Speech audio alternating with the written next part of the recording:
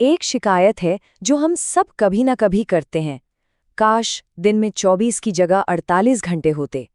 ये जो समय की कमी है ना, ये हम सब महसूस करते हैं। तो आज हम इसी पहेली को सुलझाने वाले हैं, समय का प्रबंधन किताब से मिले कुछ बेहतरीन विचारों के जरिए। चलिए इस उलझन को थोड़ा सुलझाते हैं। तो सबसे पहले बात करते हैं उस एक एहसास की, एक फीलिंग की, जो शायद इस वक्त भी कई लोगों को हो रही होगी, और वो है समय की कमी का एहसास। ये लाइन, मेरे पास टाइम ही नहीं है, अरे ये तो हम सबने कभी ना कभी बोली ही है ना। ये एक ऐसा प्रेशर है जो लगातार बना रहता है। ऐसा लगता है जैसे घड़ी की टिक टिक हमारी दुश्मन है और हमारी टू डू लिस्ट वो तो कभी खत्म होने का नाम ही नहीं लेती। और पता है, ये सिर्फ एक फीलिंग नहीं है, ये दिमाग पर एक बोझ की तरह है। ऐसा महसूस होता है जैसे हम अनगिनत कामों और डेडलाइंस के एक पहाड़ के नीचे दबे जा रहे हैं और धीरे धीरे सब कुछ हमारे कंट्रोल से बाहर हो रहा है। लेकिन क्या हो अगर हम प्रॉब्लम को ही गलत तरीके से देख रहे हों? क्या हो अगर ये जो पूरा टाइम मैनेजमेंट का आइडिया है यही अधूरा हो? चलिए एक ऐसे विचार पर नजर डालते हैं जो शायद सब कुछ बदल सकता है।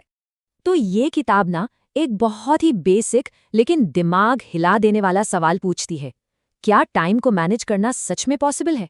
ये सवाल हमारी उन सभी धारणाओं को चैलेंज करता है जो हमने अब तक सीखी हैं। और इसका जवाब थोड़ा चौंकाने वाला है। जवाब है नहीं, आप समय को मैनेज कर ही नहीं सकते। वो तो अपनी ही रफ्तार से चलेगा, उसे कोई नहीं रोक सकता। जो चीज़ आप मैनेज कर सकते हैं वो है आप खुद, आपके काम, आपकी आदतें, आपका फोकस। असल गेम चेंजर यही है।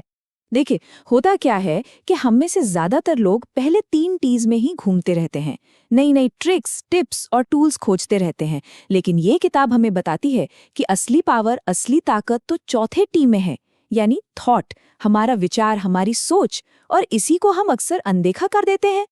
सोचिए, हमारा हर एक्शन, हर काम कहाँ से शुरू होता है? एक विचार से।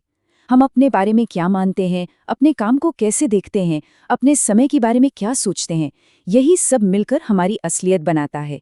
तो अपने विचारों को कंट्रोल करना असल में खुद को कंट्रोल करने जैसा है।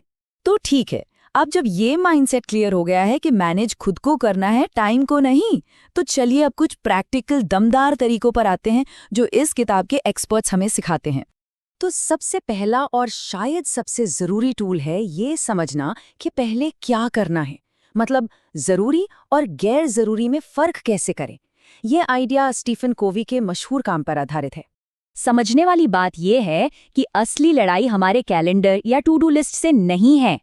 असली खींचतान दो चीजों के बीच है। एक तरफ है अर्जेंट काम जो चिल्लाते हैं मुझे अभी करो, और दूसरी तरफ है इम्पॉर्टेंट काम जो असल में हमारे बड़े गोल्स के लिए जरूरी हैं। अब जरा इस मैट्रिक्स को देखिए। ज्यादातर लोग ना क्वाड्रेंट 1 और 3 में ही फंसे रह जाते हैं, मतलब जो काम अर्जेंट है बस उन्हीं में। लेकिन जो लोग सच में असरदार होते हैं वो अपना ज्यादातर टाइम क्वाड्रेंट 2 में लगाते हैं, प्लानिंग में, तैयारी में, नई चीजें सीखने में। ये वो काम है जो अर्जेंट नहीं लगते, पर सच कहूं तो सबसे ज्यादा इम्पोर्टेंट यही होते हैं। तो अब सवाल आता है कि इस जरूरी क्वाड्रेंट 2 वाले काम का सबसे बड़ा दुश्मन कौन है? जी हाँ, वही टाल-मटोल, या जिसे हम प्रोक्रेस्टिनेशन कहते हैं।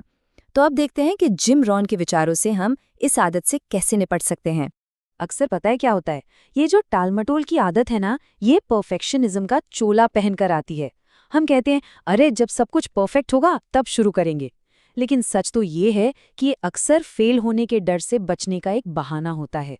तो इस बड़ी आदत को तोड़ने का तरीका क्या है? कोई बहुत कॉम्प्लेक्स फॉर्मूला नहीं है। जिम रॉन एक बहुत ही सिंपल सा सिद्धांत बताते हैं, किसी भी बड़े काम को छोटे छोटे मैनेजेबल टुकड़ों में तोड़ दो। एक एग्जाम्पल लेते हैं। मान लीजिए 400 पन्ने की किताब लिखनी है। सुनने में ही लगता है बाप रे ये तो हो ही नहीं सकता, है ना? लेकिन अगर इसी गोल को बदल दिया जाए कि रोज सिर्फ 1 पन्ना लिखना है, बस एक, अब ये मुमकिन लग रहा है। यही तो जादू है। बड़े लक्ष्य हमें डरा सकते हैं, लेकिन छोटे छोटे कदम हमें मंजिल तक पहुंचा ही देते हैं। तो ठीक है, हमने नजरिया बदला, जरूरी काम पहचाने, टालमटोल को भी तोड़ने का तरीका देखा। तो इन सब का नतीजा क्या है? ये सब मिलकर हमारी जिंदगी में क्या बदलाव लाते हैं? चलिए अब इसे समझते हैं। तो ये पूरा सफर बस 3 स्टेप्स का है।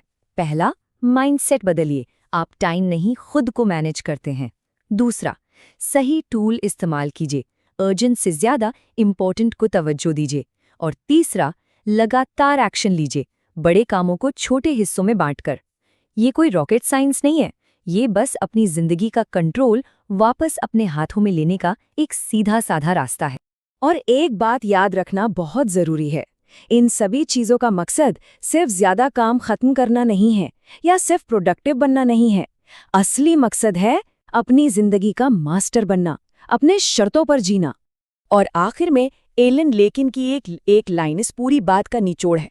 वो कहते हैं, समय बराबर जिंदगी, इसलिए जब आप अपना समय बर्बाद करते हैं तो आप अपनी जिंदगी बर्बाद करते हैं। सोचिए, समय और जिंदगी अलग नहीं है, समय ही तो जिंदगी है।